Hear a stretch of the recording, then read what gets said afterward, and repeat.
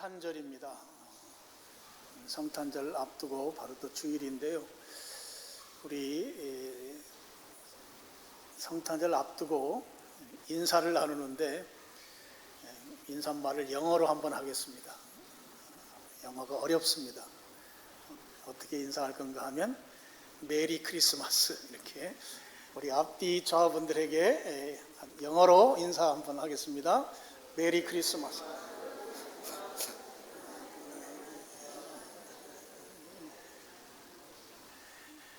내일은 이제 한국말로 하겠습니다. 오늘은 영어로 했습니다. 감사합니다. 하나님께서 구약 시대의 마지막으로 하나님의 선지자로 세운 사람이 말라기라고 하는 사람입니다. 이제 그에게 하나님께서 말씀을 주시고 장장 400년 동안 이스라엘 민족에게 선지자도 보내지 않으시고 또 말씀도 주시지 않으셨습니다. 하나님의 말씀이 없다, 또 하나님의 선지자가 없다고 하는 것은 영적으로 깜깜하다는 것이거든요. 400년을 깜깜함 속에서 그들은 살 수밖에 없었습니다. 그 400년 그 기간 동안은 전체적으로는 식민 통치를 받았습니다. 물론 중간에 하스몬이라고 하는 왕조가 한 100년 정도 독립해서 살던 시대는 있었지만 전체적으로는 다 아주 혹독한 식민 지배 속에 살았어요. 식민 지배 속에서 살다 보니까 박해가 너무 심했고요. 그리고 세금을 너무 많이 걷어가서 살 수가 없는 그런 아주 곤란한 삶을 이스라엘 민족이 살았습니다. 그런 400년 기간 동안에 이스라엘 민족은 또 4개의 분파로 이렇게 나뉘게 됩니다. 사람들이 이렇게 하나로 통합되어야 하는데 어려운 상황이 되고 식민지 속에서 살다 보니까 자기 살 길을 찾아서 4개의 분파로 이렇게 나뉘게 되는 그런 상황이 이스라엘 민족에게 닥쳤습니다. 그 4개의 분파라고 하면 우선은 예수님 시대는 이제 로마가 식민지로 통치하던 시대이기 때문에 우리나라 옛날 일제시대에 친일파가 있었듯이 동일하게 유대인들도 친로마파가 있었어요. 이 친로마파의 이름이 사두개파입니다. 그런 한 파벌이 있었고요. 또 한 파벌은 이제 그 식민지 시대 이후에 에스라를 이제 기점으로 삼는데요. 그 유대교가 이제 그들의 이제 중요한 종교였습니다. 유대교를 철저하게 신봉하는 유대교주의자들이 또 한 파벌이 있었어요. 그 사람들을 가리켜서 바리새파라고 부릅니다. 유대교 중심으로 철저하게 안식일을 지키기 위해서 아주 온갖 규례를 만들어서 엄격하게 살았던 사람들입니다. 이 사람들이 바로 바리새파 사람들입니다. 여기에 반해서 나는 뭐 이것도 싫고 저것도 싫다. 친로마파로 사는 것도 싫고 유대교 아주 따르면서 율법주의로 사는 것도 싫고 그냥 우리는 사람들하고 왕래하지 않고 고립해서 살겠다 하는 그런 파벌이 또 하나가 있었어요. 그 파벌을 에세네파라고 합니다. 에세네파가 결혼도 하지 않고 그들은 성경을 번역하는 일, 성경을 이제 베껴 쓰는 일을, 번역이 아니고요, 베껴 쓰는 일을 이렇게 했어요. 그래서 그 예수님 오시기 한 100여 년 전부터 예수님 오실 때까지 열심히 성경을 베껴 쓴 것이 그 사해사본이라고 해서요, 사해바다 동쪽 굴 속에서 1960년대에 발견했어요. 그러니까 한 2000년 동안 그 굴 속에 보관되다가 발견됐거든요. 얼마나 중요한 그 사본인가 하면 우리가 쓰고 있는 이 성경이 처음에 썼던 성경하고 같으냐 내용이 달라졌느냐를 이게 헷갈리잖아요. 그 성경이, 우리가 쓰고 있는 성경이 틀리지 않다고 하는 걸 입증해 준 그 사본이 사해사본입니다. 아주 유명한 사본이죠. 바로 에세네파 사람들이 만들어 놓은 것입니다. 그 다음에 또 한 파벌이 있어요. 이 파벌은 우리나라도 일제시대에 독립운동하던 사람들이 있었잖아요. 똑같이 우리는 로마 제국에 그냥 이렇게 당할 수 없다. 세금도 어느 정도 정도껏 걷어가야 우리가 먹고 살지, 먹고 살 수도 없을 정도로 이렇게 세금을 걷어가는데 우리가 가만히 있을 수 있느냐. 오히려 우리가 총칼을 들고 나가서 싸우자. 그래서 이 독립운동파가 있었어요. 이 사람들을 우리 성경에서는 젤롯파 또는 옛날 성경에는 열심당 이렇게 표현하죠. 그러니까 말라기 이후로 예수님 오시기 그 전까지는 아주 암흑기였는데, 암흑기가 그 식민 지배를 당하면서 유대인들도 네 개의 파벌로 나뉘어서 그 말 그대로 영적으로 정치적으로 굉장히 암울한 그때 하나님께서 그 땅에 예수님을 보내시기로 하신 것입니다. 하나님께서 예수님을 이제 이스라엘 땅에 보내시기로 작정한 그때는 영적으로 정치적으로 아주 답답하고 암울한 때였다 하는 거예요. 그런데 그때 하나님께서 예수님 보내시기 위해서 첫 발을 내딛는데요. 그 첫 발을 내딛는 그 첫 걸음에 한 가정을 쓰시는 거예요.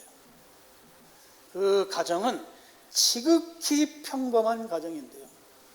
지극히 평범한 가정, 오늘 우리가 읽은 이 5절부터 나오는 이 가정입니다. 바로 사가랴 가정입니다. 사가랴라고 하는 이 가정을 예수님을 보내시기 전에 이걸 이제 사전에 와서 미리 준비시키는 일을 하기 위해서 이 사가랴 부부를 하나님께서 쓰시기로 하신 것입니다. 5절 보시면 사가랴와 그의 아내 엘리사벳도 아론의 자손이다 했으니까 이 집은 제사장 집안이었습니다. 제사장 가문의 이제 부부였던 것이죠. 예수님 시대에 제사장의 숫자는 몇 명이나 되었을까? 이것을 잘 연구한 학자가 제레미야스라고 하는 학자가 있어요. 이분이 예수님 시대에 제사장의 숫자를 연구했는데 그때 약 2만 명 정도가 있었다. 이렇게 아주 좋은 연구를 우리에게 해줘서 우리가 그걸 근거로 해서 예수님 시대의 제사장의 숫자 약 2만 명, 약 18,000명에서 2만 명 이렇게 이야기합니다. 그런데 이 2만 명이 동시에 성전에서 일하는 건 아니었어요. 다윗 시대부터 이 제사장 그룹을 레위 지파 사람들을 24개 조로 나눴습니다. 24개 조로 나눠서 한 조가 1년에 일주일씩 2번, 1년에 2번 하면 48주가 되잖아요. 1년이 52주인데 좀 모자라잖아요. 모자라는 때는 절기 주간입니다.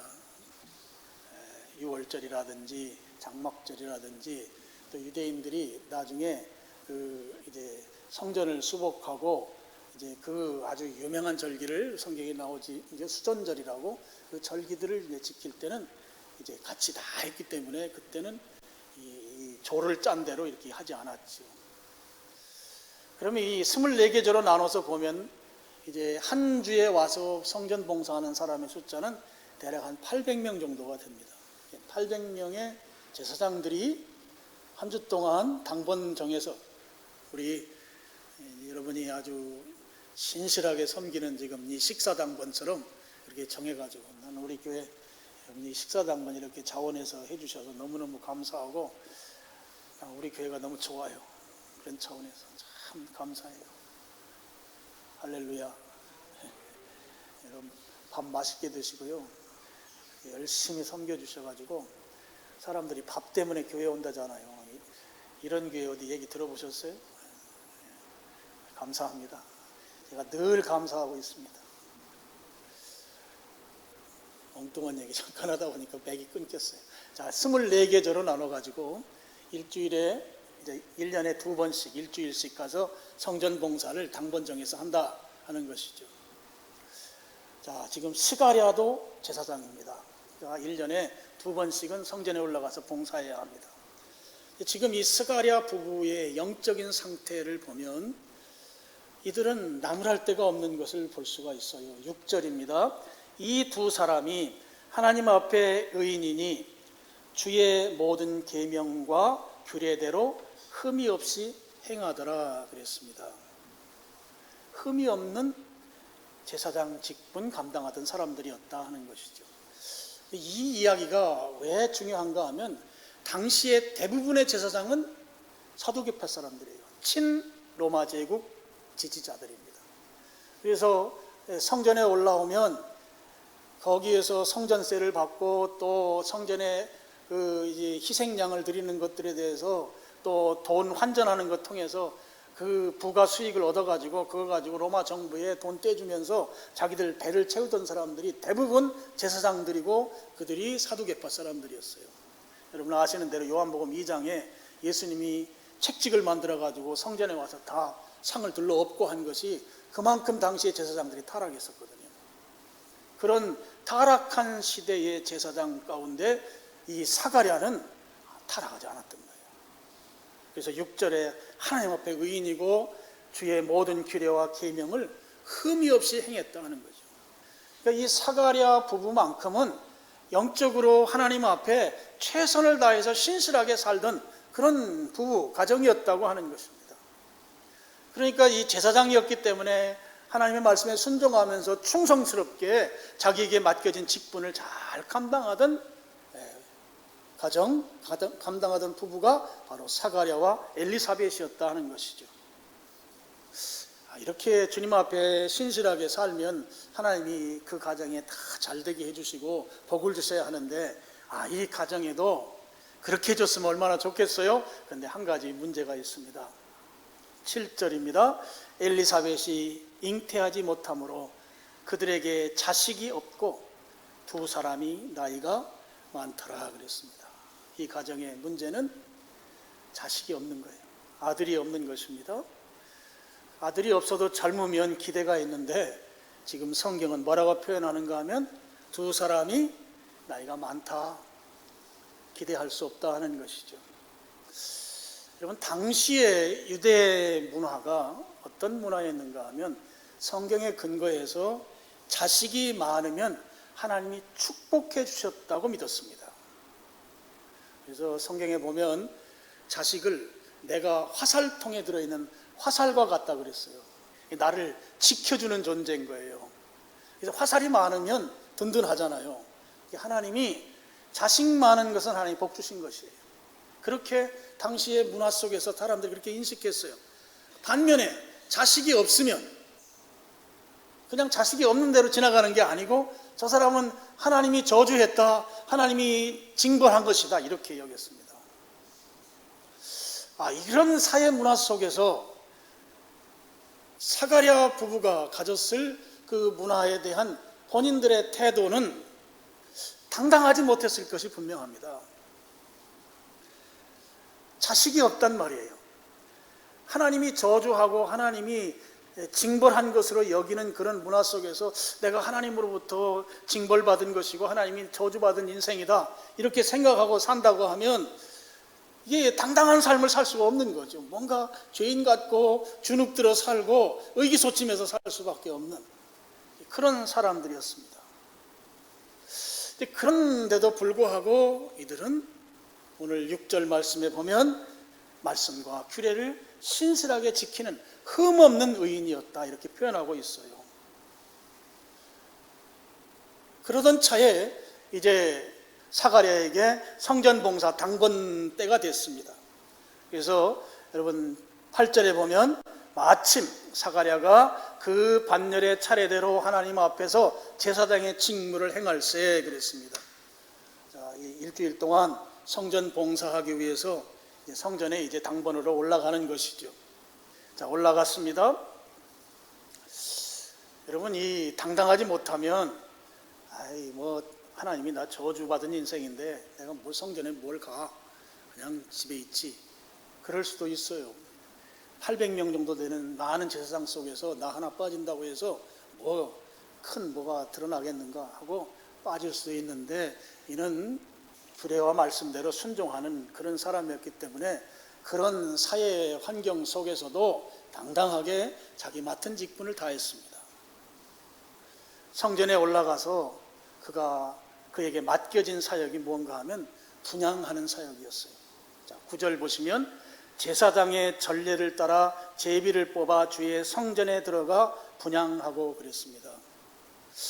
성전에 들어가서 분향하는 일은 제비 뽑기로 제사장을 결정했는데 마침 사가랴가 그 제비 뽑기에 당첨이 된 것입니다.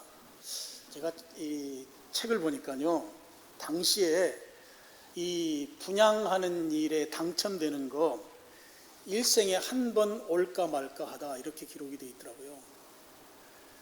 그러니까 내가 성전에 가서 그 많은 제사장 가운데 분양하는 사역의 담당자로 제비뽑기에서 뽑힐 그것은 일생에 한 번 올까 말까 한 기회다 하는 거예요.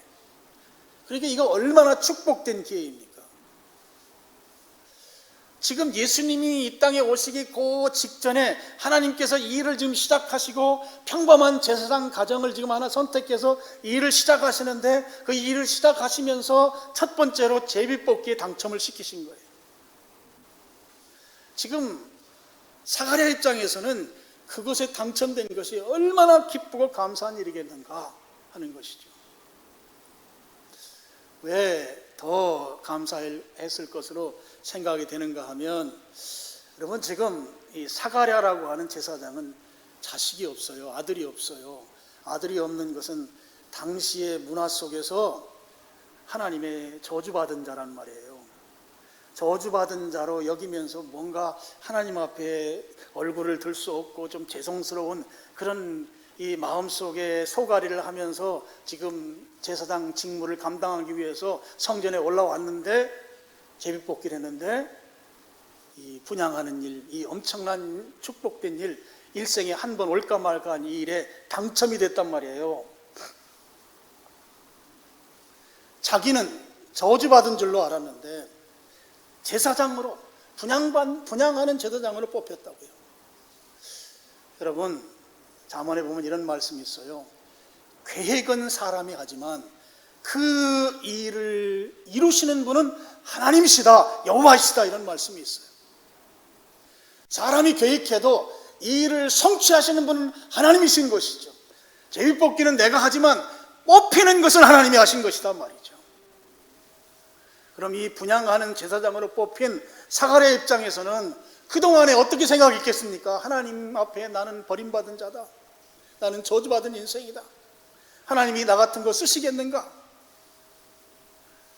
그런데 분양받는 그 일에 선택됐단 말이에요. 하나님께서 그 일을 이끌어 가셨단 말이에요. 그랬을 때 이 사가랴 입장에서는 하나님이 나를 버리시지 않으셨다, 하나님이 이 부족한 나를 선택하시고 쓰시는구나, 얼마나 감사했겠는가 말이에요. 분양받는 제사장으로 뽑힌 이 사실이 그에게 얼마나 큰 감격과 기쁨을 주었겠는가 말이에요. 하나님이 나를 버리지 않으셨다. 자식 없어서 늘 자신이 없었는데, 자식 없어서 왠지 어깨에 힘이 없었는데 하나님이 나를 버리지 않으셨구나. 그가 기쁨과 감사와 감격에 젖어서 그 분양하는 일에 참여했을 것은 우리가 충분히 짐작할 수 있습니다. 여러분, 이 분양이라고 하는 것은 어떻게 하는가 하면은요, 성전에 가면 성전에 이제 성소 건물이 있고 그 밖에 실외에 이 번제단이라고 하는 제단이 있습니다. 거기에서 짐승을 이제 불에 태워서 이제 제사를 드리거든요. 그럼 그 번제단에 숯불이 있어요. 이 숯불을 이 향로에다가 담아요. 숯을 담아가지고 그 숯을 가지고 성전 안으로 들어가요. 안으로 들어가면 거기에 분향단이 있어요. 스크린에 한번 올려주실래요? 이렇게 생겼습니다. 높이가 1m고요. 50cm, 가로 세로 50cm씩 돼요. 그 위에 이제 향로를 넣고, 그 향로 위에 숯불이 있고, 그 다음에 그 위에다가 아주 값비싼 향 재료로 만든 향품을 올려놓으면 연기가 나는 거예요. 그래서 그 연기가 그 성소 안을 가득 채우는 거죠. 근데 이 연기는 향을 태우는 것이기 때문에 아주 향기로운 연기가 그 안을 채우는 것이에요. 그러니까 제사장 입장에서 생각하면 성소 안을 그 향기로운 연기로 가득 채우는 그 일을 내가 담당하는 이 담당해서 하니까 이게 얼마나 영광스럽고 얼마나 보람되겠냐고요. 그 일이 지금 사가랴의 일이었던 것이죠. 근데 이 분향단에서 이 분향을 하면서 제사장이 또 한 가지 하는 일이 있어요.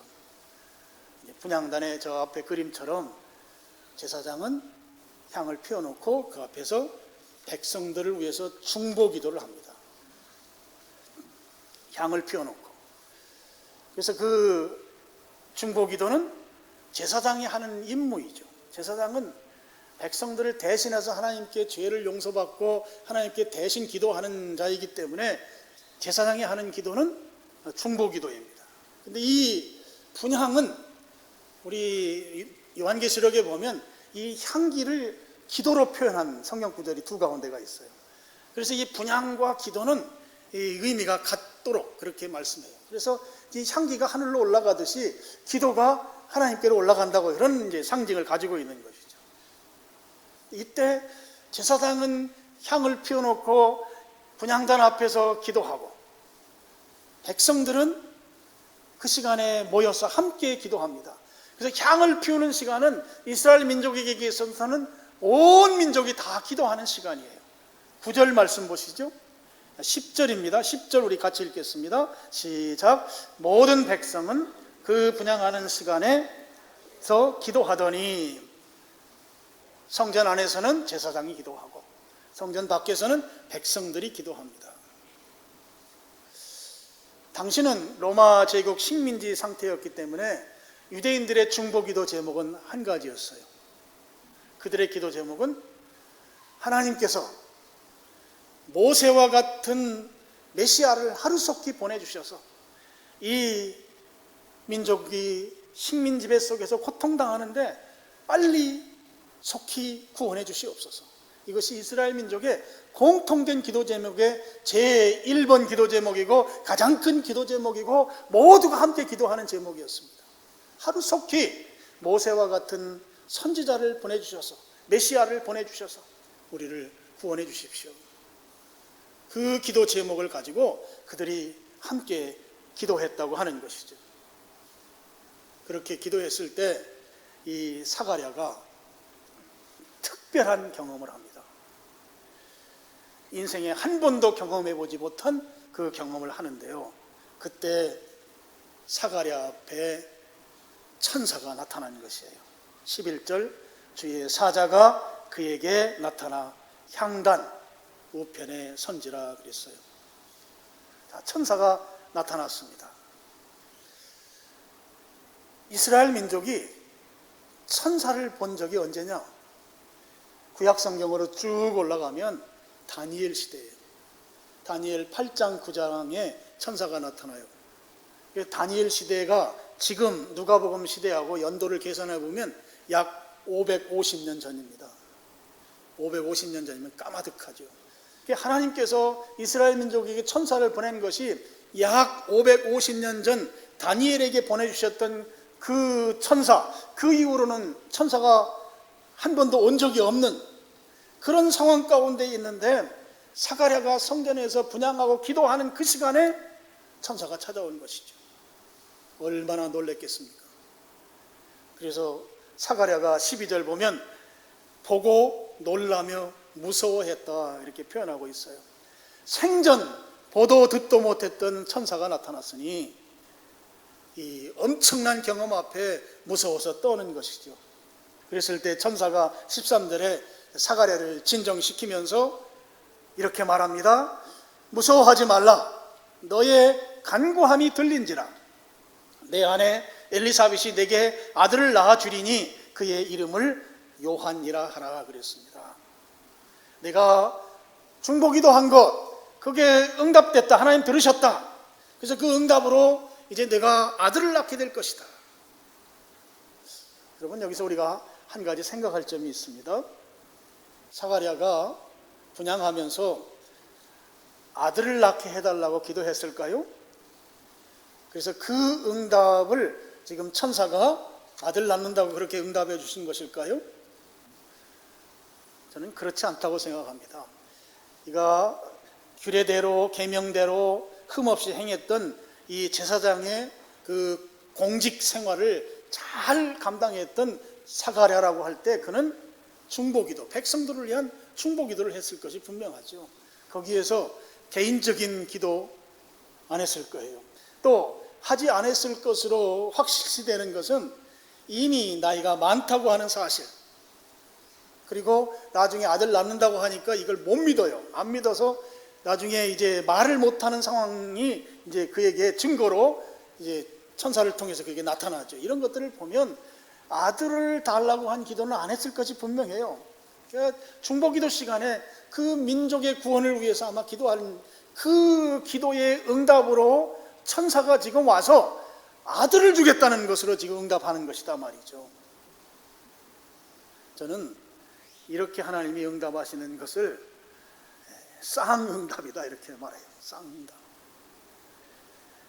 나에게도 그렇게 간절히 원했던 그 부분도 해결해 주시면서 동시에 그들이 중보기도했던 그 민족의 기도도 응답해 주시는, 그러니까 내 기도가 응답되는 것이 곧 하나님의 뜻을 이루는 놀라운 역사를 동시에 이루게 되는 이런 축복의 응답이 오늘 사가랴에게 임했다고 하는 것이죠.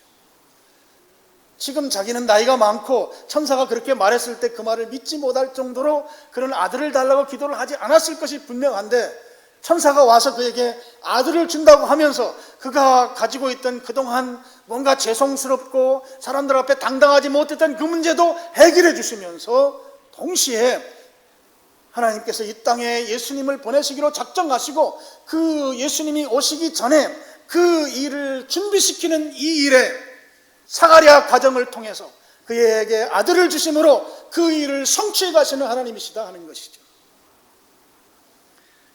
여러분, 15절 16절은 요한이 앞으로 어떻게 살아야 될지, 나시인을 놓고 살아라, 이게 술 먹으면 안 된다 하는 것입니다. 그 다음에 17절 마지막 부분에 보시면 주를 위하여 세운 백성을 준비하리라 그랬습니다. 사가랴 가정을 통해서 하나님이 하실 일은 주를 위하여 세운 백성을 준비시키는 일. 이게 무슨 말씀인가 하면 백성들로 하여금 예수님 맞을 준비시키는 그 일을 이 가정을 통해서 하나님께서 하신다고 하는 것이죠. 하나님이 인류를 구원하시기 위해서 예수님을 이 땅에 보내시는데, 예수님만 그냥 갑작스럽게 보내신 게 아니고 예수님 오시기 직전에 예수님이 오셔서 그 일을 잘 하실 수 있도록 준비시키는 일을 하셨습니다. 그 일을 하시는데 하나님께서 사람을 들어서 쓰시는데요, 어떤 사람을 들어서 쓰시는가 보니까 평범한 사람을 들어서 쓰시는 거예요. 평범한 제사장 부부를 선택하셨어요. 근데 이 가정을 보니까 6절에 나온 대로 이들은 하나님의 계명과 규례를 흠없이 행하는 의인이었어요. 하나님 말씀대로 순종하는 그런 부부였다고 하는 것이죠. 그런 가정에 하나님께서 아들을 주시고 그 아들을 통해서 예수님 이 땅에 오시는 것을 준비시키는 그 사명 감당하게 하셨다고 하는 것입니다. 하나님이 하나님의 일을 이루시는데 그 일을 준비시키기 위해서 하나님께서 먼저 한 부부를 세우시는데요, 그 부부를 보니까 그 부부는 평범해요. 평범하다고요. 그냥 여느 부부와 같은, 여느 가정의 사람들과 같은 그런 가정, 그런 부부를 하나님이 선택하셨습니다. 그런데 그 가정을 들어가서 보니까 그 가정은 하나님 중심으로 사는 가정이었어요. 하나님을 중심으로 사는 거예요. 하나님이 중심인 가정. 그래서 그들은 진심으로 하나님의 말씀에 순종하는 그런 가정이었던 것입니다. 하나님이 평범한 사람들을 불러서 쓰시는데 그 쓰시는 사람의 면면을 보니까 하나님의 말씀대로 사는 가정이었다는 거예요. 하나님의 말씀에 순종하는 그 가정, 그 사람들을 불러서 하나님의 일을 이루시는데 사용하셨다고 하는 사실입니다. 오늘도 저는 동일하게 하나님께서 우리를 그렇게 사용하실 것으로 믿습니다. 오늘 평범한 사람들, 그렇지만 하나님 뜻대로 살고자 애쓰는 사람들, 그 사람들을 하나님이 불러서 쓰신다고 하는 것이죠. 하나님의 일을 이루신다고 하는 것입니다. 오늘 우리가 그렇게 쓰임받을 수 있다고 하는 사실, 그리고 하나님께서 우리를 그렇게 쓰신다고 하는 사실을 믿으시기를 축원합니다. 여러분, 스가랴가 그렇다고 해서 1부터 100까지 다 순종만 했느냐? 그렇지 않아요. 아들 낳는다고 했을 때 우리가 읽진 않았지만 그 말을 안 믿어요. 믿지 않았기 때문에 그는 앞을 못 보는 그런 상황에 처하게 됩니다. 불신앙이 그에게도 있었다고 하는 거죠. 하나님 중심으로 살고 하나님 말씀에 순종하면서 가끔 하나님 앞에 불편하게 하는 경우도 있다. 그렇지만 하나님은 그 정도는 도와주신다. 우리가 주님 뜻대로 산다고 애쓰지만 가끔 넘어질 때 있고 가끔 내 생각대로 조금 투정 부릴 때 있다. 그렇다고 해서 하나님 우리를 내치느냐? 그렇지 않다는 것이에요. 그 정도는 도와주시면서 하나님이 우리를 쓰신다고 하는 것입니다. 중요한 것은 내 중심이 하나님 중심이냐 하는 거예요. 하나님 중심인가? 하나님의 말씀이면 나는 순종하는 삶을 살겠습니다 하는 그런 기본적 태도를 내가 갖고 사느냐 하는 거예요. 이것이 내 중심이면 내가 가끔 넘어지거나 실수하더라도 하나님 그거 도와주시고 하나님 우리를 쓰신다고 하는 것입니다.